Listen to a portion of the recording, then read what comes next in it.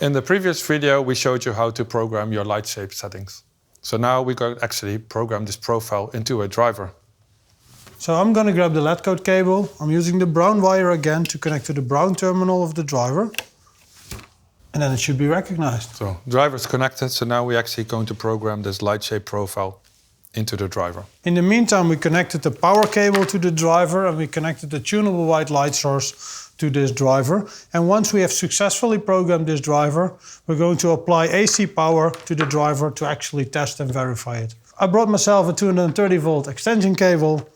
I'm connecting it to the driver, and now the driver is AC powered. So in the FluxTool software, we actually have an option to control your driver. So once the connection's been made, on the top you have a slider which is actually going to control the intensity. And it's now in the warmer color, as you can see, 2700 Kelvin. So I can play with the intensity. So we can dim it all the way down to dark.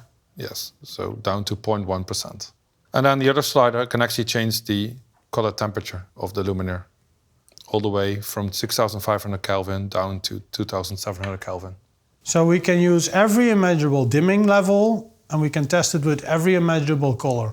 So if I tell you I want to have 90% intensity with 4700 Kelvin, like you selected, my light source is actually mixing that color. Correct. Right? And how can we validate that? We can measure, of course, the color, but the best way is to measure the intensity over the complete color temperature range. Okay, let's grab ourselves a intensity meter then.